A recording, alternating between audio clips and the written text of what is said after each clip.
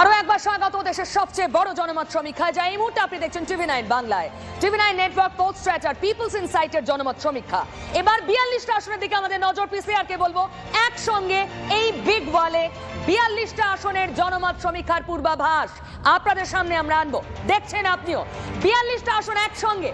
যদি আমরা উত্তর আর দক্ষিণ দুটো ভাগ করি বাংলাকে, তাহলে উত্তরবঙ্গের 8টা আসন কোচবিহার থেকে শুরু হচ্ছে। কোচবিহার বিজেপির, আলিপুরদুয়ার বিজেপির, জলপাইগুড়ি বিজেপির, দার্জিলিং বিজেপির, রায়গঞ্জে এসে তৃণমূল কংগ্রেস উত্তরবঙ্গে দাঁত ফোটাচ্ছে, বালুরঘাটও বিজেপির, মালদা উত্তরে বিজেপির, কিন্তু মালদা দক্ষিণ আবার টিএমসির হতে পারে। একটু আগে বাছাই 25 আপনাদের দেখিয়েছি, মানে এই 8টা আসনের মধ্যে তৃণমূল দুটো পেতে পারে এবার, যা তৃণমূলের গেন।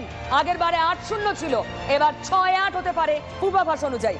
বাকি আসছে দক্ষিণবঙ্গে জঙ্গিপুর তৃণমূলের, বহরমপুর কংগ্রেসের, মুর্শিদাবাদ তৃণমূলের, কৃষ্ণনগর বিজেপির সিগনিফিকেন্ট, মহামৈত্র হারতে পারেন, রানাঘাট বিজেপির, বনগাঁ বিজেপির, ব্যারাকপুর বিজেপির মানে অর্জুন সিং এর দমদম তৃণমূল কংগ্রেসের, সৌগত রায়, বারাসত তৃণমূলের, বসিরহাট তৃণমূলের, সন্দেশখালীর কেন্দ্র, জয়নগর, মথুরাপুর, ডায়মন্ড হারবার তৃণমূল কংগ্রেসের, দক্ষিণবঙ্গের যাদবপুর তৃণমূলের, কলকাতা দক্ষিণ, কলকাতা উত্তর সুদীপ ভার্সেস তাপসের লড়াইয়ে সুদীপের মুখে হাসি পূর্বাভাস অনুযায়ী। হাওড়া, উলুবেড়িয়া, শ্রীরামপুর এই 3টে তৃণমূল কংগ্রেসের, কিন্তু হুগলি বিজেপির লকেট শেষ হাসি হাসবেন রচনা নয় বলছে পূর্বাভাস। আরামবাগ কান ঘেঁষে বেরিয়েছিল বিজেপির, এবার বিজেপি ওখানে জিততে পারে বলছে পূর্বাভাস। তমলুকে অভিজিৎ গাঙ্গুলি মানে বিজেপি, কাঁথিতে বিজেপি, সৌমেন্দু অধিকারী, ঘাটালে দেব তৃণমূল কংগ্রেস, ঝাড়গ্রামে তৃণমূল কংগ্রেস, এটা সিগনিফিকেন্ট, ঝাড়গ্রাম আগে ছিল বিজেপির, মেদিনীপুর বিজেপির মানে অগ্নিমিত্রা পাল জুন হারতে পারেন পূর্বাভাস বলছে, পুরুলিয়াও বিজেপির, বাঁকুড়া, বিষ্ণুপুর দক্ষিণবঙ্গের এই দুটো আসন যা নাকি অন্তর্দ্বন্দ্বে জীর্ণ বিজেপির, কিন্তু সেখানে আবার বিজেপি আসতে পারে, বর্ধমান পূর্বতে বিজেপি আসতে পারে, বর্ধমান দুর্গাপুরে দিলীপ ঘোষ জিততে পারেন, আসানসোলে শত্রুঘ্ন সিনহা মানে তৃণমূল কংগ্রেস, বোলপুরে তৃণমূল কংগ্রেস, বীরভূমেও তৃণমূল কংগ্রেস। 42টা আসনের হাল হকিকত পূর্বাভাস আপনাদের সামনে আমরা রাখলাম। এবার আসনে এক নজরে দেখি এই 42টা আসনে যে যতগুলি আসনই পাক, ভোটিং পার্সেন্টেজ শতাংশের বিচারে কে কত পাচ্ছেন দেখাবো আপনাদের। তৃণমূল কংগ্রেস আগের বার 2019-এ প্রায় 43% ভোট পেয়েছিল, এবার কিন্তু সেটা 40.41, 40.5 কম। বিজেপি পেয়েছিল প্রায় 40, এবার সেটা 36-এ এসে দাঁড়াতে পারে।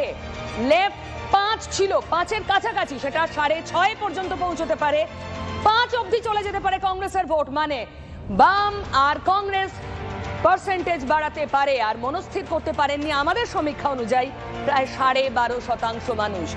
এরা যদি মনস্থির করেন এবং কোনো একটা পক্ষে যান, রেজাল্ট এদিক ওদিক হতেই পারে আপনাদের। এবার দেখাবো, ওই যে বললাম দুটো ভাগে ভাগ করবো, উত্তর আর দক্ষিণ। আসুন দেখি উত্তরের 8টার মধ্যে তৃণমূল কত পেতে পারে আর বিজেপি। 6-2 আগে ছিল 8-0, 8টাই ছিল বিজেপির। এবারে তৃণমূল উত্তরে গেইন করতে পারে রায়গঞ্জ আর মালদা দক্ষিণ পূর্বাভাস অনুযায়ী। দক্ষিণবঙ্গের আসন 34টা, সেখানে তৃণমূল কত পেতে পারে আর বিজেপি কত? তৃণমূল 19টা, 34টার মধ্যে, বিজেপি 14টা, 34টার মধ্যে, অর্থাৎ দক্ষিণবঙ্গে কিন্তু বিজেপি ভালো করবে এবার। উত্তরে দুটো হারালেও দক্ষিণে বিজেপি ভালো করবে, পূর্বাভাস তাই বলছে। চলুন এই মুহূর্তে ডক্টর শান্তনু সেন আমার সঙ্গে রয়েছেন, তৃণমূল কংগ্রেস নেতা। ডক্টর সেন, দক্ষিণবঙ্গে বিজেপির ভালো কিভাবে দেখছেন, পূর্বাভাসটা বলছে? প্রথম কথা, তৃণমূল কংগ্রেস মানুষের রায়ে বিশ্বাস করে, তৃণমূল কংগ্রেস এই ধরনের পূর্বাভাসে বিশ্বাস করে না। তার কারণ, একটা লোকসভা কেন্দ্রে 14 লক্ষ, 15 লক্ষ, 16 লক্ষ, 18 লক্ষ ভোটার থাকে। স্যাম্পল সার্ভে যে কটা মানুষের ওপর করা হয় সেটা কখনোই প্রপার রিফ্লেকশন হতে পারে না, এবং বহুবার আমরা দেখেছি স্যাম্পল সার্ভে থেকে বাস্তব চিত্রটা সম্পূর্ণ অন্য হয়েছে। আপনারা যেটাই করুন এটা মাথায় রাখুন, তৃণমূল কংগ্রেস খেলা শুরু করবে 35 থেকে। এবার সেটা 35 হবে না 42 হবে, সেটা মানুষের রায়, জনতার জনার্দন, বাংলার ভোটার তারা ঠিক করবে। কিন্তু তৃণমূল কংগ্রেস 4 জুন 2024 খেলা শুরুই করবে 35-0 দিয়ে। মানে এত কনফিডেন্স কি করে? যে ছাত্র সারা বছর পড়াশোনা করে সেই ছাত্র পরীক্ষার আগে ভালো ফল করার জন্য কনফিডেন্ট হবে না তো কি? যারা সারা বছর ফাঁকি মারে, টুকলি করে পরীক্ষা দেয়, শিক্ষকদের কথা শোনে না, তারা কনফিডেন্ট হবে? তৃণমূল কংগ্রেস সারা বছর মানুষের জন্য কাজ করে, মানুষের পাশে থেকে কাজ করে। অন্যদিকে 2019 এবং 2021 যে সমস্ত জায়গায় মানুষ ভুল করে বা মিথ্যা প্রলোভনে প্রলুব্ধ হয়ে বিজেপিকে ভোট দিয়েছিল, তারা দেখলো যে তৃণমূলকে ভোট না দেওয়া সত্ত্বেও সেখানকার মানুষ সমানভাবে মমতা ব্যানার্জির প্রকল্পের সুবিধা পেল। অন্যদিকে তারা যাদেরকে নির্বাচিত করে সাংসদ করেছিল, সেই বিজেপির জনপ্রতিনিধিরা দিল্লিতে গিয়ে বাংলার ন্যায্য পাওনা টাকা আটকে দেওয়ার জন্য উস্কানি দিয়ে এলো। সুতরাং একদিকে মমতা ব্যানার্জির উন্নয়ন, অন্যদিকে বিজেপির বাংলা বিরোধিতা।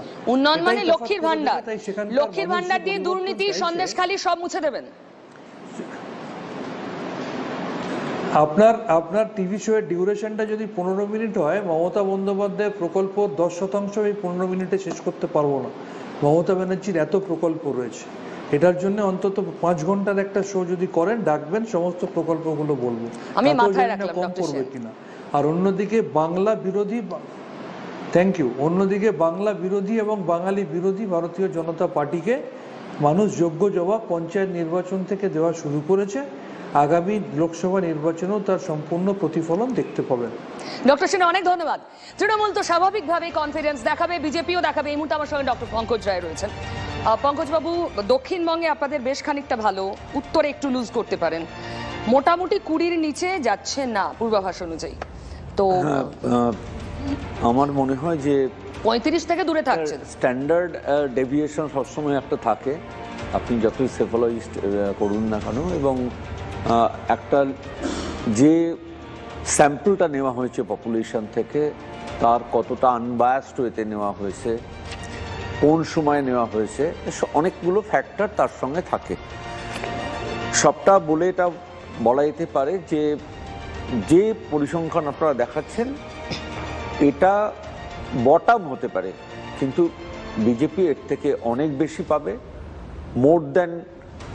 না, আমাকে একটা কথা বলুন, কিসের জোরে বিজেপি এত পাবে বলছেন? বিজেপি কি করেছে গত 5 বছরে? আপনাদের 5 বছর পরে ইস্যু হচ্ছে তৃণমূলের দুর্নীতি, নিজেদের ইস্যু কি আছে? আর তৃণমূল করেছে তাই একটা ইস্যু আছে, 101টা বিষয় বলা যায়।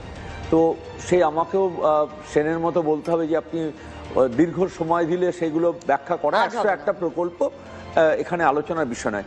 আমি নার্সালে যে কথাটা বলি, যে আপনি যে বলছেন, মানে আমি মনে করি যে উনি বাঙালি বলে খুব বলছিলেন যে আমাদের অর্থনীতি সেটার সর্বনাশ হয়েছে, সেটা বাম থেকে শুরু করে। কারণ আমাদের জিডিপির শেয়ার স্বাধীনতার পরে যেটা 24-25% ছিল, সেটা কমে আজকে 4-5%-এর মধ্যে আমরা ঘোরাফেরা করছি। আমাদের কালচার, সেটা তো বিভিন্ন সময় আপনারাই দেখাচ্ছেন যে কালচার, সেটা ভালচারের কাছাকাছি চলে যাচ্ছে। তো সেটা হয়েছে। আমাদের এডুকেশন, মানে আমরা বাঙালির যে একটা অস্মিতার জায়গা ছিল, সেটা দুর্নীতি শিক্ষা ক্ষেত্রে অ্যাটলিস্ট কোনো সরকার, পূর্বতন কোনো সরকার এই মাত্রায় আর্থিক লেনদেনের জায়গায়, পলিটিক্যাল লেনদেন হয়েছে, বাট আর্থিক লেনদেন সেটা কোন মাত্রায়, যে একজন তার সম্পত্তি 135 কোটি টাকা সিজ করা হচ্ছে। মানে দুর্নীতি আপনাদের সবচেয়ে বড় হাতিয়ার। আমি একটু থামাচ্ছি, তার কারণ সময় কম। দুর্নীতি মোকাবিলা করবে কিভাবে? না, আমরা তো মানুষের কাছে যাচ্ছি, যেটা শান্তনুদা বা রবীন্দ্রনাথ দা বললেন, তার অতিরিক্ত বিশেষ কিছু এখানে বলার নেই। যেটা মেন কথা হচ্ছে দুর্নীতি। আমাদের বিরুদ্ধে দুর্নীতি হলে আমরা ব্যতিক্রমী দল, আমরা বলি তার তদন্ত হোক, দোষীরা শাস্তি পাক। বিজেপির মতো, যে বিজেপির নেতার বাড়ি থেকে যখন কর্ণাটকাতে কোটি কোটি টাকা উদ্ধার হয়, বা সিপিএম সাংসদের বাড়িতে এই সল্টলেকের মাটি থেকে যখন কোটি কোটি টাকা উদ্ধার হয়েছিল, তখন তারা তাদেরকে গার্ড করেছিলেন। তো মানুষ জানে যে দুর্নীতির জন্যে কারা তার পক্ষে লড়ছেন আর কারা তার বিপক্ষে লড়ছেন। এখানে বলে রাখি, আপনাদের পরিসংখ্যানে আপনারা যে টিএমসি এবং বিজেপির মধ্যে ভোট পার্সেন্টেজের ব্যবধান প্রায় 4.5%, 4.4 দিয়েছে। সেফোলজির যদি সায়েন্সটা দেখি, তাহলে এই 4.5%, এনিথিং অ্যাভাব 3%, যদি দুটো দলের মধ্যে, প্রধান দুটো দলের মধ্যে ব্যবধান হয়, তাহলে দেখা যাবে একটা পক্ষে ঝড় বইছে। তো সুতরাং আপনাদের যদি ডেটাটা শুধু তর্কের খাতিরে যদি সত্যি ধরা যায়, তাহলে আপনাদের ডেটাতেই সিট ভুলে যায়। তৃণমূলের ঝড় বইছে। সুতরাং 4.5%, 3%-এ ঝড় বলা হয়, 4.5%-এ তাকে তো টর্নেডো বা টাইফুন বলা যেতে পারে।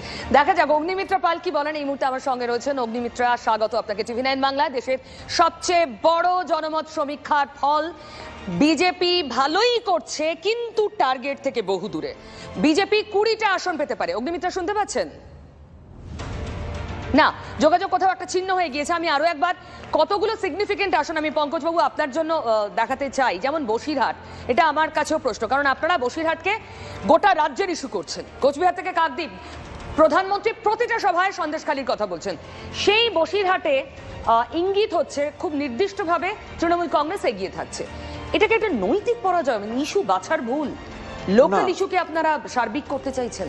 না, লোকাল ইস্যু নয়, বিষয়টা হচ্ছে সন্দেশখালি বা আর দু একটি কেন্দ্র, মেদিনীপুর বা বিভিন্ন জায়গায় সেটা স্ফুরণটা আমরা দেখেছি, লাইমলাইটে এসছে। কিন্তু এই অপারেশনটা গ্রাম বাংলায় আমি নাম উল্লেখ করব না, একজন ফরমার ডিজিপি, তিনি সদ্য প্রয়াত হয়েছেন, একটা কথা বলেছেন যে পঙ্কজবাবু, সূর্যাস্তের পরে গ্রাম বাংলা কোন শাসন চলে আপনাদের কোনো ধারণা নেই।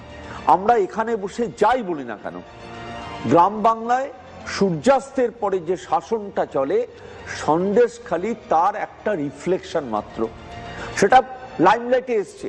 এবার জয় পরাজয়, সন্দেশখালি যখন গর্জে উঠছে, বাকিরাও তো তাহলে বল ভরসা পাবে। আমি বলি যে পার্সেন্টেজের কথা বলা হলো, সম্ভবত এই লুটের পঞ্চায়েত যেটা হলো আমরা দেখলাম, সেখানে 50+ মানে 52%-এর কাছাকাছি ভোট ছিল। আপনি যদি তাই বলেন, তাহলে 52% ভোট কিন্তু 40%-এ এসে দাঁড়িয়েছে। 12% ভোট ডেভিয়েশন অলরেডি হয়ে গেছে। সুতরাং এটা এখনো পর্যন্ত নির্বাচনের আরো আমরা বলছি কাউন্টডাউন, সেটা শুরু হয়েছে এবং এই ভোট পার্সেন্টেজটা আরো কমবে, 40%-এর নিচে তৃণমূল যাবে এবং তার ফলে যেটা হবে যে আসন সংখ্যা আপনারা যা দেখাচ্ছেন তার থেকে আরো কমে। কোথায় কোথায় এই 42টার মধ্যে কোথায় কোথায় আপনাদের আরো গেইন করার জায়গা আছে মনে করছেন আপনি পয়েন্ট আউট করুন, আমি দেখি। আমি আপনাকে যেটা বলতে পারি সেটা হচ্ছে যে রায়গঞ্জ, রায়গঞ্জটাকে বা আমাদের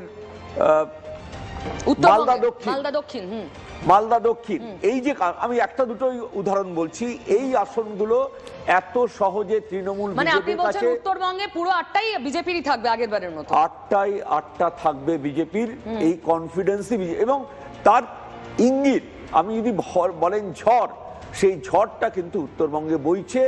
আগে চোরাস্রোত বইছিল, এবার সেটা ঝড় আকারে। উত্তরবঙ্গে ঝড় হয়েছে ঠিকই এবং টর্নেডো থেমে গেছে, কিন্তু রাজনীতির ঝড় বইছে। সেই ঝড় কোথায় গিয়ে থামবে? 6-2 হবে নাকি সত্যি 8-0 হবে? আবার মানুষ কি অ্যাসেস করবেন সেটা ব্রেকের পর আলোচনা করি। একটা ছোট্ট ব্রেক, এক্ষুনি ফিরবো।